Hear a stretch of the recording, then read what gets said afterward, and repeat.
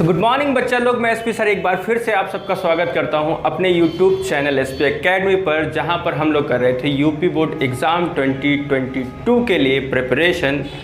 और आज मैं क्लास 12th के लिए आया हूं। जैसे कि आप सब लोग जानते हैं कि मैंने मैथ्स की और फिजिक्स की सीरीज़ शुरू कर दी थी।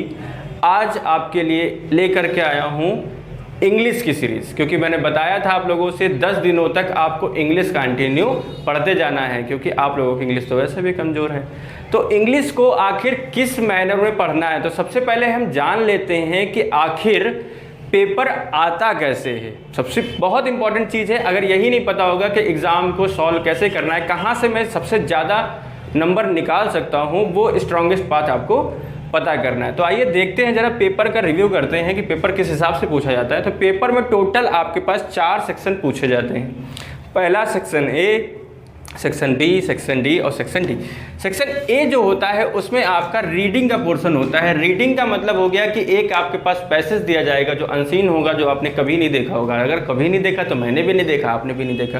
टोटल उसमें जो हैं 1 2 3 4 5 6 7 क्वेश्चंस पूछे जाएंगे। 7 क्वेश्चंस मिला करके टोटल आपको देंगे 15 मार्क्स।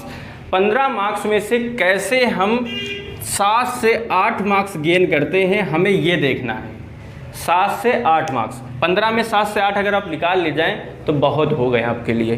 कैसे निकालना है, देखो 3 क्वेश्चन जो लास्ट के होंगे वो fill in the blanks type में होते हैं। उनमें आपसे एंटोनियम्स पूछा जाता है, सिनोनियम्स पूछा जाता है और सिमिलर वर्ड पूछा जाता है। ये 3 क्वेश्चन तो 1-1 नंबर वाले पूछे जाते हैं। एंटोनियम्स मतलब विलोम शब्द, सिनोनियम मतलब पर्यायवाची, और सिमिलर वर्ड मतलब ऐसे ही पर्यायवाची का एक और ले लीजिए, सिमिलर वर्ड लिख देंगे।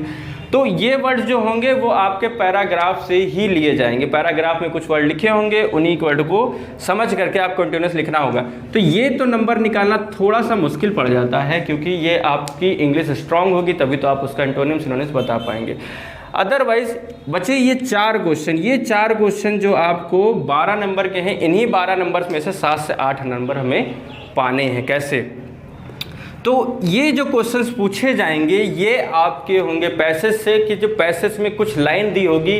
पहले तो हो सकता है यही पूछ ले कि ये पैसेज डिफाइंड क्या करना चाहता है, राइटर किस बारे में हमें बताना चाह रहा है। दूसरा ये हो सकता है कि कोई लाइन डिफाइन कर दी गई, उसका आपसे कहा जाएगा कि इसका एक्सप्लेनेशन कीजिए। तीसरा ये बता देगा कि इसमें एक वर्ड दी गया है, उसके बारे में आप थोड़ी सी समरी लिखिए। चौथे क्वेश्चन इसी प्रकार से बनाए जाते हैं।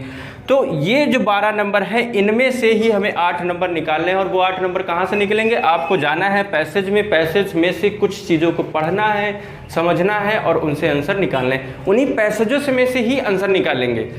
और कभी कभी होगा कि पैसेज को ही लिख देंगे तब भी आंसर मिल जाएगा।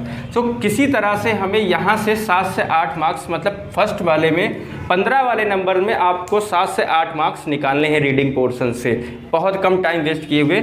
इसमें 2 पैसेज आएंगे, 2 में से आपको कोई एक ही करना होता है। टोटल आपके पास 4 क्वेश्चन है। ये क्वेश्चन तो बता दें 1-1 लाइन के हैं, लेकिन कोई भी इन क्वेश्चनों को छोड़ेगा नहीं। आपको जो समझ में आता है उससे सिमिलर वर्ड बना करके लिख देना है। आ जाते हैं सेक्शन बी में। सेक्शन बी में देखते हैं क्वेश्चन नंबर 2, जैसे राइट एन आर्टिकल। आर्टिकल के लिए आपके पास 2 चीज़ें दी होंगी, 2 क्वेश्चन दिए होंगे। 2 क्वेश्चन में से किसी एक समरी को उठाना है, उसके ऊपर आर्टिकल लिख देना। जैसे आर्टिकल मोबाइल के ऊपर पूछ सकते हैं, यूज़ ऑफ मोबाइल के, use of computer, use of internet, या जो हमारे सोशल में चल रहा है, सोशल में सोशल डिस्टेंसिंग जो भी हो सकता है कोरोना से रिलेटेड कोई आर्टिकल दे दिया जाता हो तो कोरोना के बारे में भी लिखा जा सकता है। तो क्योंकि इस समय कोरोना वैसे भी हिटेड टॉपिक है, तो हो सकता है शायद कोरोना पर ही टॉपिक दे दिया जाए आर्टिकल लिखने के लिए। और इसी में ही जो सेक्शन बी है, इसका ही रिटन और आता है, जिसमें एक 10 नंबर का लेटर आता है। आर्टिकल में देख लीजिए आप 7 से 8 मार्क्स आप आराम से यहाँ पर भी निकाल सकते हैं, क्योंकि आर्टिकल्स में कुछ मैं ट्रिक्स बताऊंगा कि आर्टिकल्स को लिखना कैसे है। कुछ 1-2 आर्टिकल्स की प्रैक्टिस भी कराऊंगा, बढ़िया से लिखेंगे हम लोग साथ में मिल करके। और ये लेटर की बात की जाए तो लेटर तो सब जानते हैं, या तो मजिस्ट्रेट को लिखा जाएगा, या तो नगर पालिका को लिखा जा सकता है, या तो न्यूज़पेपर में लिखा जा सकता है, तो किसी प्रकार के ऐड वगैरह का। तो लेटर्स हम इन्हीं जगहों पर यूज़ करते हैं, तो लेटर्स को हम उन्हीं जगह पे इंक्लूड कर लेंगे। अब सेक्शन सी क्या कहते हैं, सेक्शन सी आपका ग्रामर पोर्शन है। सेक्शन सी क्या है, ग्रामर पोर्शन। ग्रामर पोर्शन में क्या है, 4 नंबर जो क्वेश्चन है, इसमें 2 पार्ट बने जाते हैं। 2 पार्ट में सबसे पहला आ जाता है चेंज इनटू डायरेक्ट होगा तो इनडायरेक्ट में, अगर इनडायरेक्ट है तो डायरेक्ट में। फिर कॉम्बिनेशन का आ जाता है, इसी में ही एक्टिव एंड पैसिव का भी आ जाता है। फिर करेक्ट द सेंटेंस आ जाता है, मतलब कोई एक हेल्पिंग वर्ब गलत होगी या उसकी वर्ब गलत होगी या एडजेक्टिव गलत होगा, कोई चीज़ गलत लिखी होगी उस चीज़ का करेक्ट करने के लिए। और एक करेक्ट ऑफ मीनिंग भी आता है।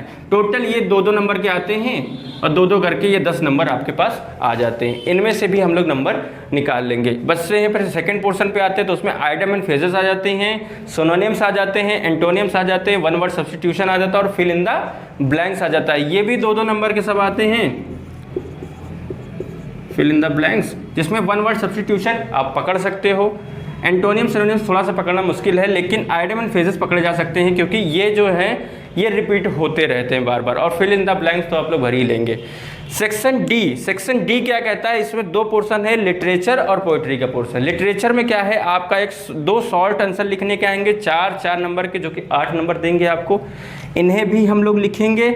और सेक्शन डी में ही 7वां जो नंबर क्वेश्चन है वो एनी वन लॉन्ग, मतलब 2 लॉन्ग आएंगे, 2 में से 1 लॉन्ग। ये क्वेश्चन कौन होंगे, ये इंपॉर्टेंट क्वेश्चन हम आपको बताएंगे। हो सकता है इनके हम 4 क्वेश्चन दे दें, 4 या 3 क्वेश्चन मैं दूंगा, जिनमें से आपको एक ना एक पेपर में लिखा हुआ मिलेगा। पोएट्री की बात कीजिए तो पोएट्री में एक एक्सट्रैक्ट आएगा। एक्सट्रैक्ट क्या है, पोयम का कोई 4 या 5 या 8 लाइन का पैराग्राफ दे दिया जाएगा। उस पैराग्राफ के बारे में आपको एक्सट्रैक्ट में 3-3 नंबर के 3 क्वेश्चन होंगे, टोटल 9 नंबर आपको लिखे हुए मिलेंगे, सिंपल सा।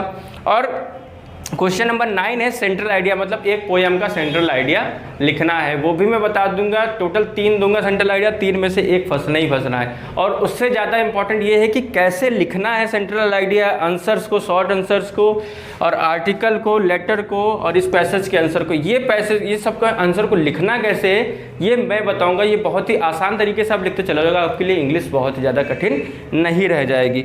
फिर 10वां नंबर जो क्वेश्चन है, एनी 2 क्वेश्चन करने हैं, पोएट्री के ही होंगे, 2-2, 4-4 नंबर के होंगे, 8 नंबर। और लॉन्ग वन फिर एक आएगा, वो 7 नंबर का होगा।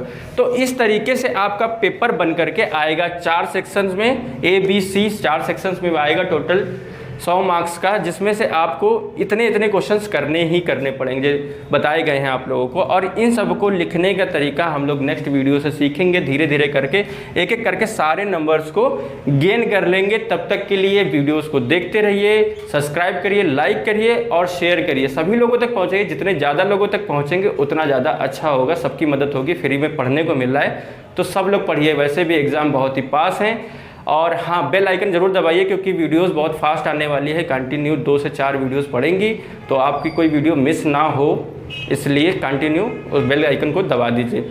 और क्या करना है, फिर पढ़ते रहना है, मस्ती करते रहना है। और गुड लक है आप सबको आपके स्टडी के लिए। आज तक